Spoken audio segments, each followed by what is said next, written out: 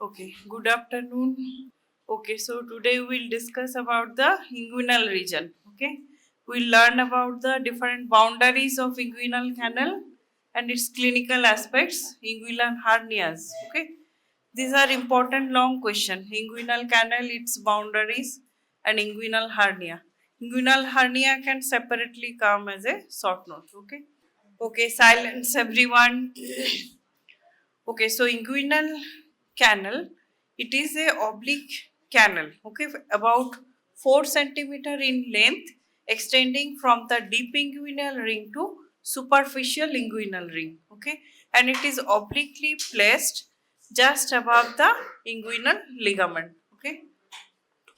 Next, inguinal canal, it is a oblique intramuscular passage through the lower part of the anterior abdominal wall, and it is present in both the sexes, and it allows the structures to pass to and from the testes to the abdomen in males, and in females it permits the passage of round ligament of the uterus from uterus to the labium majus. Okay, this is the extent of round ligament of the uterus cornu of the uterus to labium majus, and it transmits the ilioinguinal nerve in both the sexes. See, these are the layers from superficial to deep. The green color represent the external oblique. Okay, lower interned end of the external oblique aponeurosis forms the inguinal ligament. Upper surface of the inguinal ligament is forming the floor of the inguinal canal, and extension from it is the lacunar ligament, and the superficial inguinal ring is formed in the aponeurosis of the external oblique. Okay, it is a triangular opening formed by two crus, medial crus and lateral crus, or you can say superior crus and inferior crus, and these two crus are connected with each other via intercrural fibers. Okay, so after you reflect the external oblique, you will see the internal oblique. Okay. Internal oblique forms, it arises from lateral one third of the inguinal ligament. Posteriorly, it arises anteriorly from lateral one third of the inguinal ligament. Then it hooks, it forms the conjoint tendon along with the transversus abdominis, and these arched fibers are forming the roof of the inguinal canal and going to be inserted as conjoint tendon on the posterior wall of the inguinal canal. Okay, so this internal oblique is lying laterally in the anterior wall. It is lying medially at the posterior wall. Okay, and also taking part in formation of the roof. And this is transversus abdominis. It is also some part is lying anteriorly, then arched fibers are joining with the internal oblique to form conjoint tendon and lying posteriorly, forming the posterior wall in the medial part along with the internal oblique. Next, you will see the fossa transversalis. Okay, next layer. So, first from superficial to deep, we are going skin, superficial fascia. Superficial fossa is divided into two layers: fossa of Camper, fatty layer, then membranous fossa, fossa of Scarpa. Then you will get the muscle layer: external oblique, internal oblique, transversus abdominis, then fossa transversalis. Okay, deep to it lies the extraperitoneal fatty tissue and parietal peritoneum. Okay, so this fossa transversalis, there is a oval opening known as deep inguinal ring, and this ring is lying just lateral to the inferior epigastric vessels. Okay, and this is a opening in the fossa transversalis. And this fossa transversalis extends along with the contents of the inguinal canal as the internal spermatic fossa. Okay, and this is the extent of inguinal canal from deep ring to the superficial ring.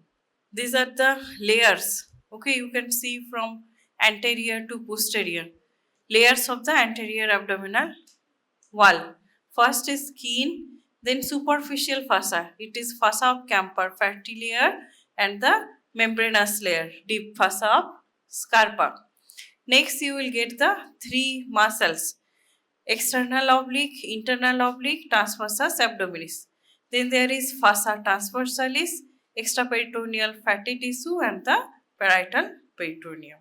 Okay, this section of the bladder, and you can see these muscles and their aponeurum, the aponeurosis of the muscles, they are extending along with the, this is male patient, so along with the spermatic cord, it is covering the spermatic cord as 3 layers of fossa. External oblique extend as external spermatic fossa, internal oblique extend as cremasteric fossa, and transversus abdominis as internal spermatic fossa. Okay, and this is the superficial inguinal ring. Here it is, all the structures along spermatic cord is entering into the scrotal sac. Within the scrotal sac there is testis, epididymis, and this venous plexus is the pampiniform plexus of the vein. Okay, and these are the covering of the spermatic cord. Okay, first is the scrotal skin, then external spermatic fossa, cremaster fossa, cremasteric muscle and fossa, internal spermatic fossa, and vestige of the processus vaginalis. This is innermost. And covering of the testis, this skin is outermost, then subcutaneous tissue, it contains also dartos muscle and dartos fossa. Then external spermatic fossa, cremasteric muscle and cremasteric fossa, internal spermatic fossa, and tunica vaginalis. It has again 2 layers. This is a sac-like structure. Okay, so it has a parietal layer and a visceral layer. Visceral layer is covering the testis and the epididymis. Okay, so these coverings are important because it is asked in your question. Okay, covering of the hernia in case of direct inguinal hernia and indirect inguinal hernia. So these structures will form the covering of the hernial content. That's why you have to remember the covering. When it is extending up to the inguinal canal, these structures will form the covering. When it is extending up to the scrotal sac, then you have to tell this structure as the covering. Okay. So inguinal canal, it is about 1.5 inch or 4 semi long in the adult, extends from deep inguinal ring downward and medially to the superficial inguinal ring, and it lies parallel to and immediately above the inguinal ligament, and in the newborn child the deep ring lies almost directly posterior to the superficial ring. Okay, it is not properly developed, not obliquely placed in child, newborn child. These 2 rings can asked in your viva, location, shape, like this. So deep inguinal ring is oval opening in the fossa transversalis. It lies about half inch or 1.3 centimeter above the inguinal ligament, midway between the anterior superior iliac spine and the pubic symphysis. And the margins of the ring give attachment to the internal spermatic fossa. Okay. See here, this is the deep ring. In case of female, the inguinal canal contains the round ligament of uterus. This one is round ligament of uterus. Entering through the deep ring, passes through the canal, then coming out through the external opening or superficial inguinal ring, and then going to be inserted into the labia majora. Okay. So these are the 3 layers of muscles: ovary, fallopian tube, uterus, vagina have been shown here. So these are the location of deep ring, and here is the superficial ring. Okay, and this is external oblique aponeurosis. See the fiber direction: downward, forward, and medially. Superficial inguinal ring is triangular in shape, lies in the aponeurosis of external oblique muscle, lies immediately above and medial to the pubic tubercle, and its margin give attachment to the external spermatic fascia. Here is the superficial ring in this region. Okay, it has been cut actually. This one, superficial ring is there. See here, the round spermatic cord and the ilioinguinal nerve is coming out through the superficial ring after passing through this inguinal canal here. Okay. Here is the deep ring, superficial ring. Spermatic cord is coming out from here. So anterior wall of the inguinal canal, it is formed along its entire length by aponeurosis of the external oblique muscle, and it is reinforced in its lateral third by the origin of internal oblique from the inguinal ligament. And this wall is strongest where it lies opposite the deep inguinal ring, which is the weakest part of the posterior wall. Okay. Next, we are going to the posterior wall.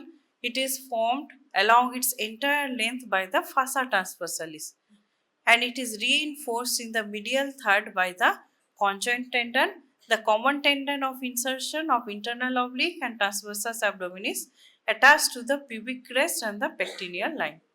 And this wall is strongest where it lies opposite the weakest part of the anterior wall, that is superficial inguinal ring.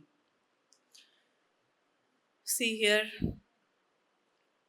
here is the external oblique forming the anterior wall. Okay, this is internal oblique lying anteriorly in the lateral one third.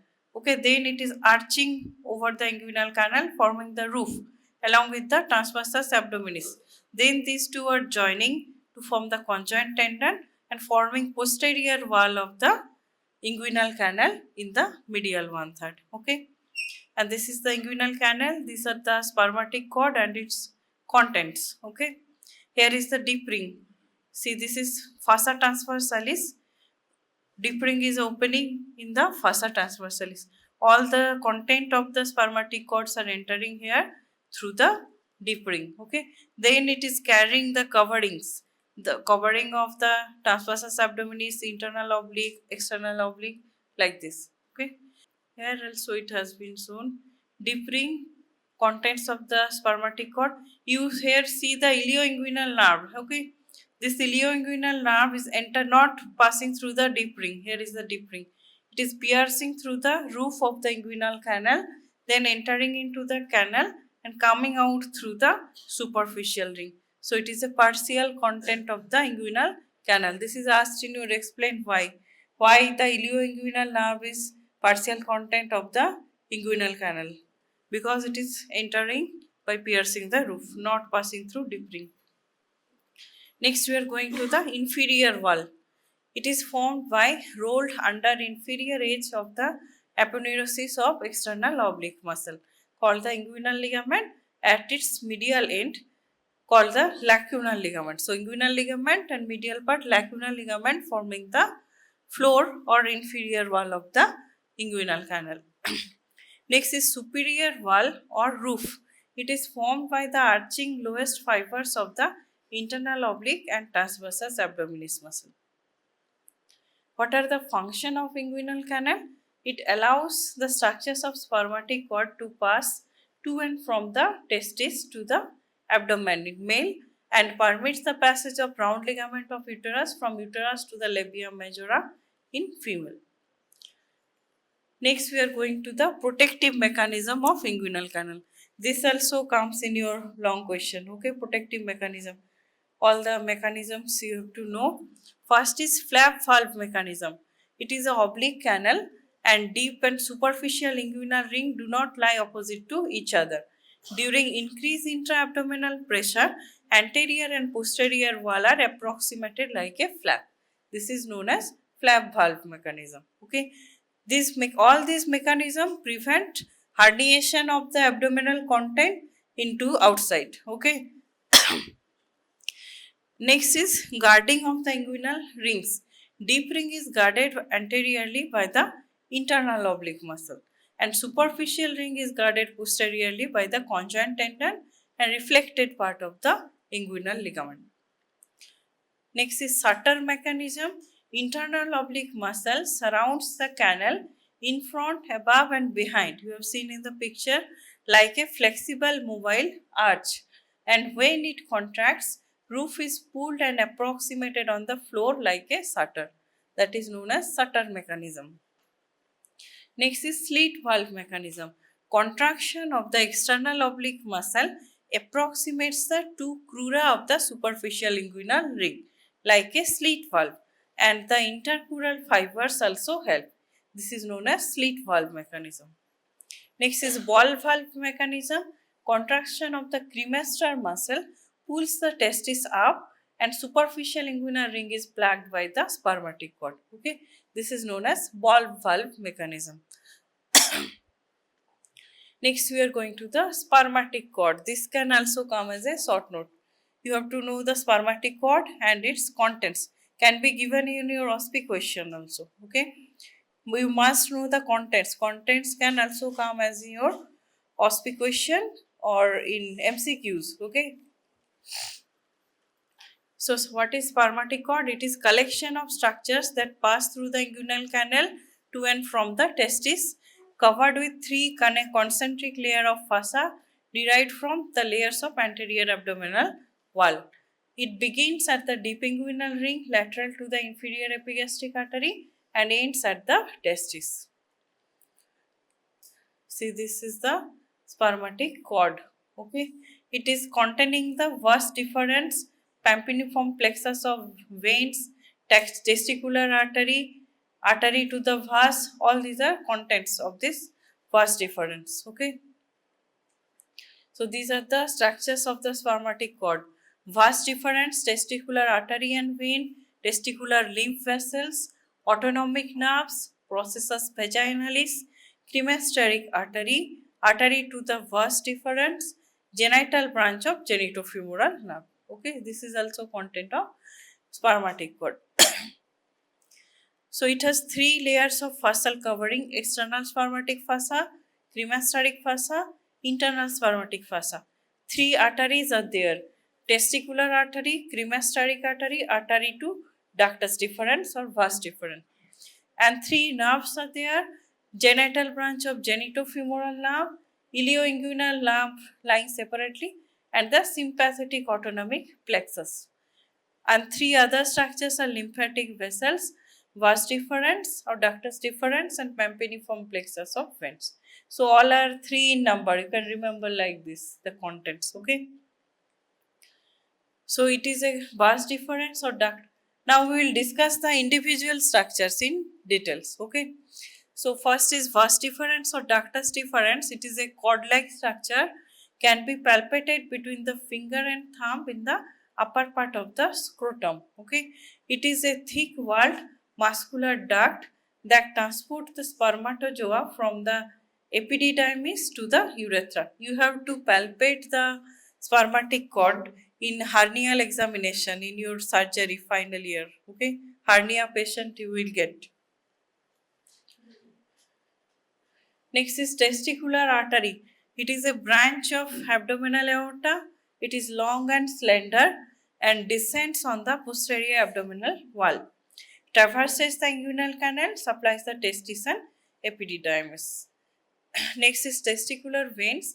These are extensive venous plexus, the pampiniform plexus of veins. Okay, leave the posterior border of the testis, and as the plexus ascends, becomes reduced in size so that at about the level of deep inguinal ring, a single testicular vein is formed. Drains into left renal vein on the left side, inferior vena cava directly on the right side. Okay. Next is the covering of spermatic cord. Covering of spermatic cord are three concentric layers of fossa derived from the three layers of anterior abdominal wall muscles. And each covering is acquired as processus vaginalis descends into the scrotum through the layers of the abdominal wall. External spermatic fossa is derived from external oblique aponeurosis and attached to the margins of superficial inguinal ring. Cremasteric fossa derived from internal oblique muscle, and internal spermatic fossa is derived from fossa transversalis and attached to the margins of the deep inguinal ring. Okay. Next is going to the clinical aspect, inguinal hernia. Very important hernia. Okay. Inguinal hernia is a hernia. What is hernia? You have to know. This definition is asked. Okay. In anatomy, also in surgery, you will be asked what is hernia. Hernia is the protrusion of part of the abdominal contents beyond the normal confines of the abdominal wall. Okay. Hernial coverings are formed from the layers of abdominal wall through which the hernial sac passes. Here you can see the inguinal canal, the three layers of muscles: external oblique, internal oblique, transversus abdominis, fossa transversalis, and the peritoneum. Extraperitoneal fat have not been shown, and peritoneum. These are the inferior epigastric vessels. So deep ring is lying just lateral to the inferior epigastric vessels. Okay, and here is the superficial ring. And these are conjoint tendon formation. So inguinal hernia is a protrusion of contents of the abdominal cavity through the inguinal canal. Okay, see here this gut loop is protruding through the deep inguinal ring, extending into the canal, entering up to the scrotal sac, up to the upper margin of the testis. So this is inguinal hernia. It bulges through a weak area in the lower abdominal muscles. In this groin area, you will see a oval bulge, okay, and the bulge will increase during straining or during cuffing. Okay, so you have to ask the patient to cuff to palpate whether it is protruding or not. Okay, and you have to differentiate whether it is a reducible hernia or irreducible. In case of irreducible hernia, there is chance of strangulation. Okay, strangulation means blood supply will be cut off and there will be necrosis of the content and high chance of perforation in that case. Okay, reducible means patient can uh, it introduce the content again into the abdominal cavity by his own efforts. Okay, so it bulges through a weak area in the lower abdominal muscles. An inguinal hernia appears as a bulge on one or both sides of the groin, and it can occur at any time from infancy to adulthood. Inguinal hernias tend to become larger with time. More common in males. In case of the female, the opening of the superficial inguinal ring is smaller than that of the male. This is also explained why question. Why inguinal hernia is more common in males? Because in females, the opening of the superficial inguinal ring is smaller. Okay, and as a result, the possibility for hernia through the inguinal canal in male is much greater because they have a larger opening and therefore a much weaker wall for the intestines to protrude through. Okay, and in female, femoral hernia is more common. What are the parts of a hernia? It consists of four parts. It has a sac, contents of the sac, and covering of the sac and the neck. Okay. Hernial coverings are formed from the layers of the anterior abdominal wall through which the hernial sac passes. We have discussed the layers and what is these are special type of hernia. Okay, Amyand's hernia. The content of the hernial sac is vermiform appendix. Okay, generally content remains the intestinal loops or greater omentum. Okay, these two are main contents. If these structures are involved in the content of hernia, then the specific names have been given. Okay, this comes in your MCQ or Viva. Amyand's hernia, his content is vermiform appendix. Litter's hernia, content of the hernial sac contains the Meckel's diverticulum. Okay. Okay. Next, we are going to Hasselbalch's triangle. Okay, this is also important short note. Hasselbalch triangle. So, inguinal triangle or Hasselbalch triangle is an area of the anterior abdominal wall bounded by these three structures: inferior epigastric vessels laterally, inguinal ligament below, and medially lateral border of the rectus abdominis. Direct inguinal hernia leaves the abdomen through this triangle. Okay. A lateral to the triangle, see this is the triangle. Medially it is bounded by the inferior epigastric vessels. Medially bounded by the rectus abdominis, lateral border of the rectus abdominis. Laterally by this inferior epigastric vessels and below by the inguinal ligament. Okay. So this is a triangle. If herniation occurs through the triangle, this is direct inguinal hernia. Herniation occurs through the deep ring lateral to the triangle, it is indirect inguinal hernia. Okay, this is the deep ring.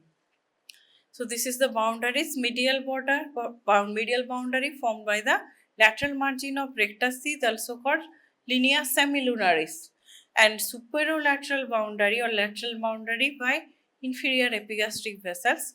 Inferior boundary or below, it is bounded by inguinal ligament, sometimes also referred to as the Poupart's ligament. Inguinal ligament is also called Poupart's ligament, and this can be remembered by the mnemonic RIP, rectus abdominis, inferior epigastric vessels, and Poupart's ligament, as direct inguinal hernia rip directly through the abdominal wall, through the triangle.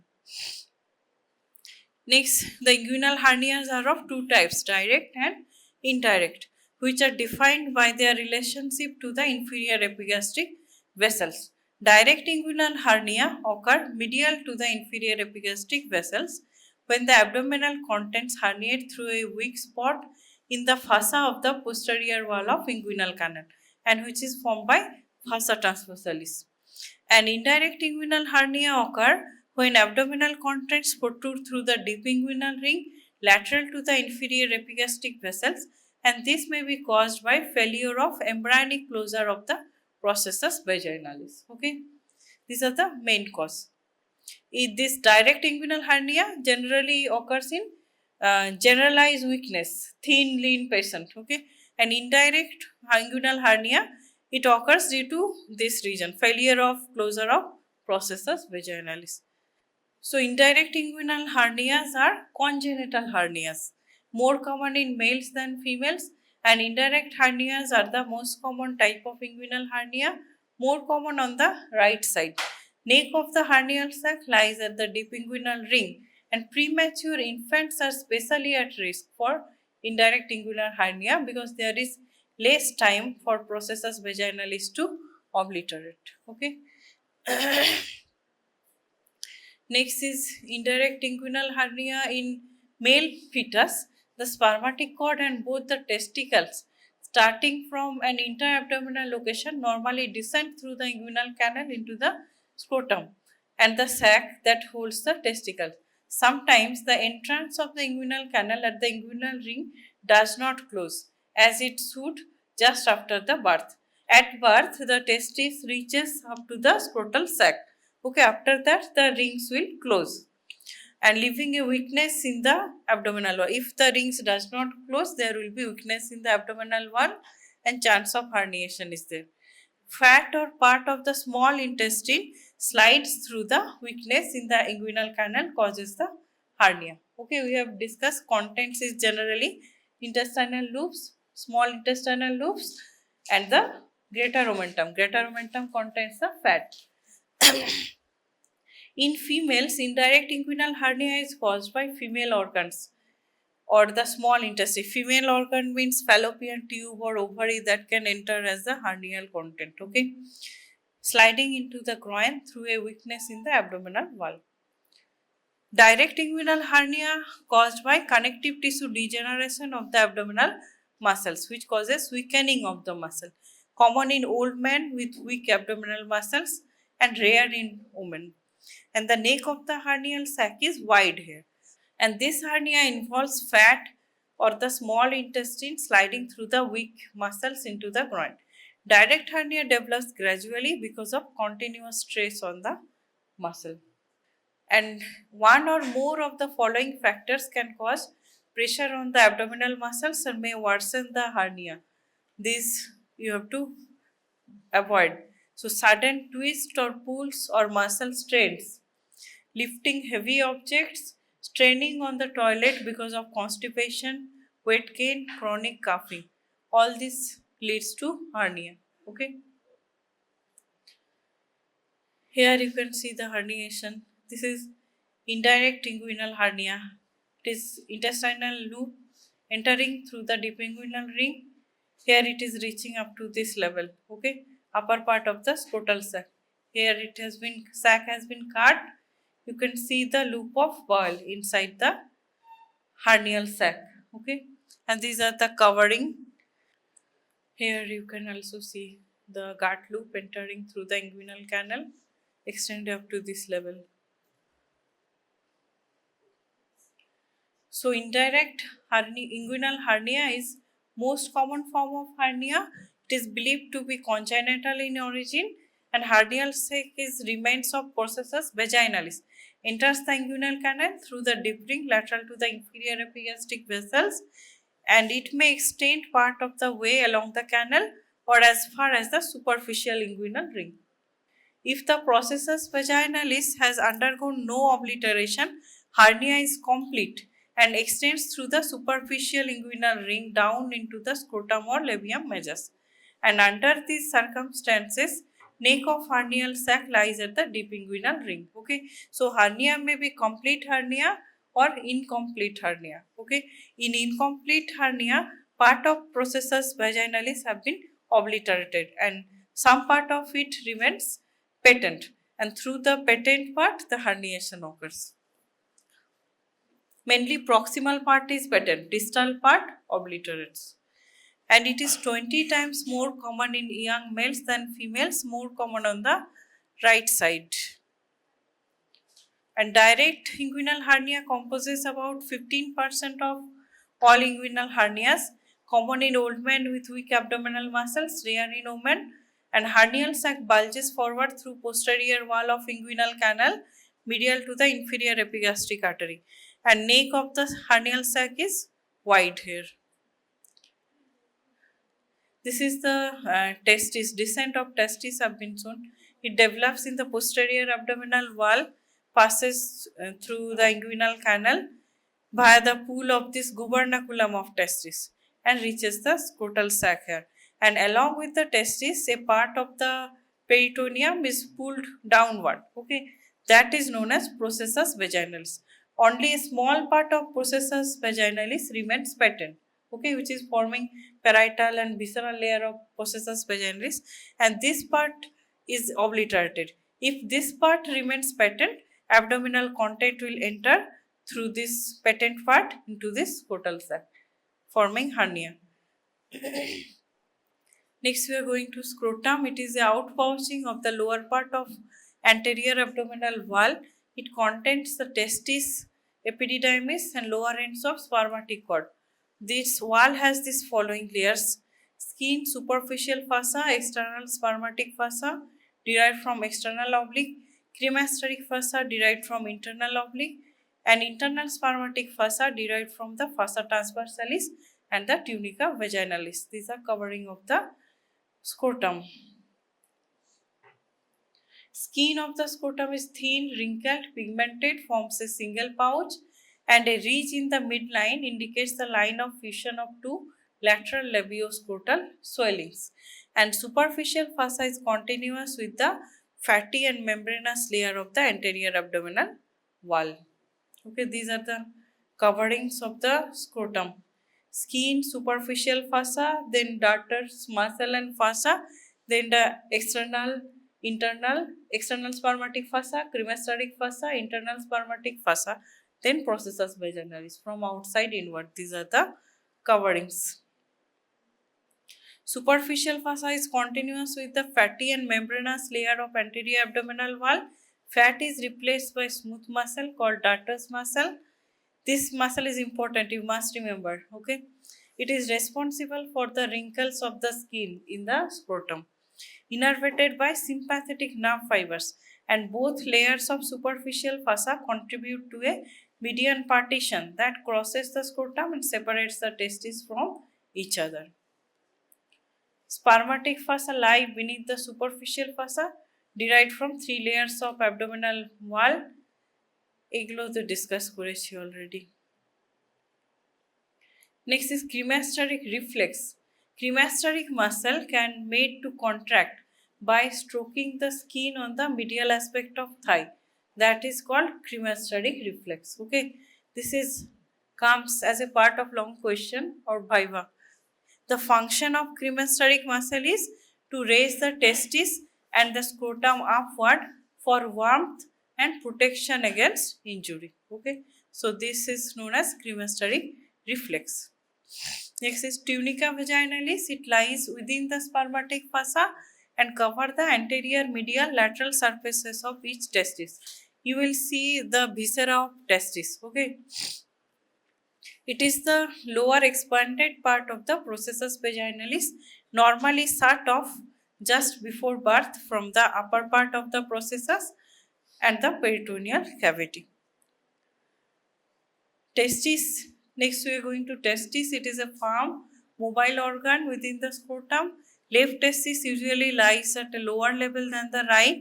Upper end of the gland is tilted forward and surrounded by a tough fibrous capsule known as tunica albuginea. And a series of fibrous septa divide the interior of the testis into lobules, and each lobules contains the seminiferous tubules.